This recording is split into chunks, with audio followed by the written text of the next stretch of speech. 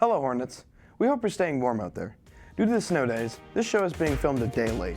However, the show is still written as though it was filmed on the 22nd. I'm Greyson Sloan. And I'm Noah Morales. This week, we take a look at Boys Hockey Game of the Week, a special look at high school ski meets, and an interesting dive into sports superstitions, featuring multiple athletes here at Saline. All of this and more on this episode of Hornet Nation.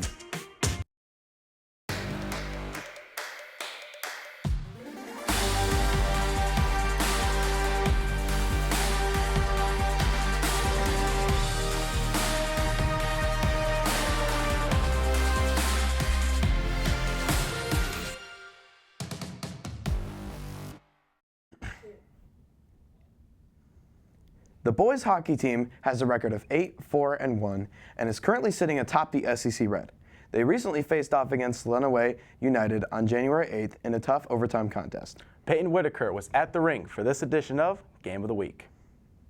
Hello, Hornets. I'm Peyton Whitaker reporting for Hornet Nation at the Chelsea Arctic Coliseum. On January 8th, Saline played the Adrian Maples. Both teams had an outstanding performance. Adrian won 3-2 going into overtime. Let's go to the sidelines and watch our Hornets in this edition of Game of the Week.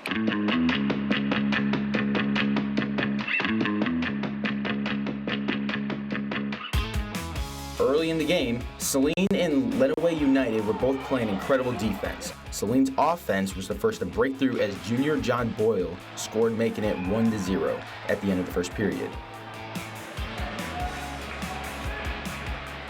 But the second period belonged to Lenawee as they scored a goal of their own to tie it to 1-2.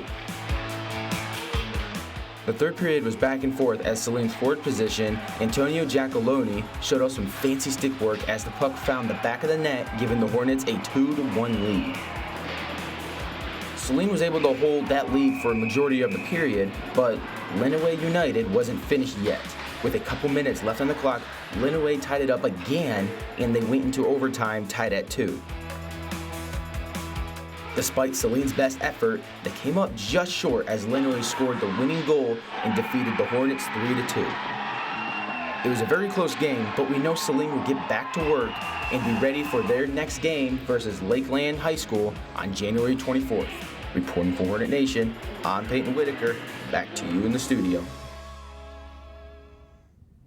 Tough outcome for the Hornets, but fortunately they have 8 regular season games remaining to right the ship before postseason play.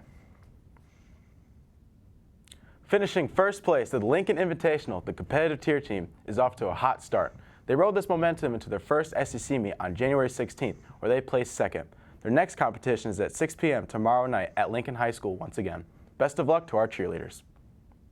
Skiing is widely regarded as one of the hardest sports to learn. It takes countless hours of training and practice, and for most skiers, it takes many years to master. Noah Boyce sits down with Saline skier Ava Schneider to get a feel of how the sport works.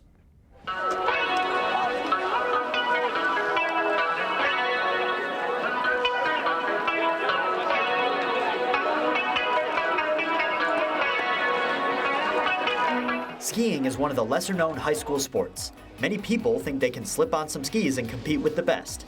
That could not be farther from the truth. There's a huge difference in ski racing and just recreational, and you can sort of blend the two and use some techniques to cross over. I find that ski racing has improved my recreational skiing a lot because of the different techniques that I use to control my skis, stop, make wider turns, make more concrete turns. I think that's really helpful to bleed over. I know a bunch of the ski team has talked about how they'll be oh, on the team, they're oh, is that even a real sport? Yeah, there's lots of conditioning that we do prior to the actual season, and especially because it's Michigan, very dependent on the weather.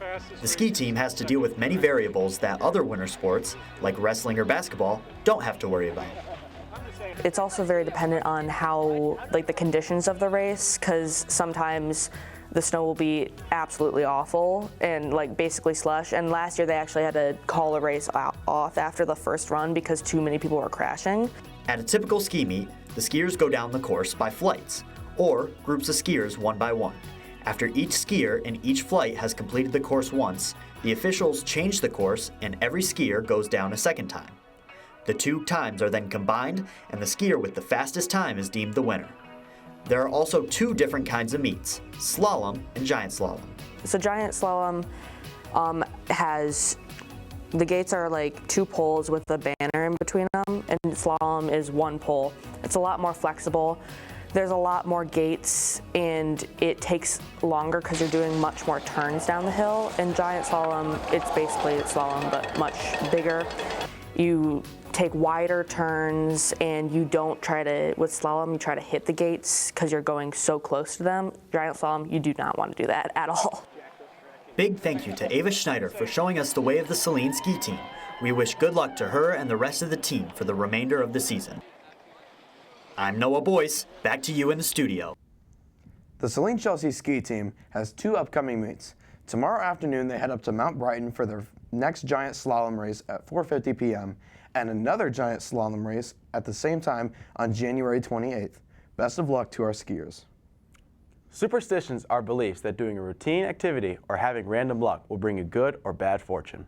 In sports, athletes usually abide by a superstition with the belief that it will give them good luck in their practices and games. Let's take a special look at the superstitions present among our athletes here at Saline. A lot of athletes have superstitions that they believe in.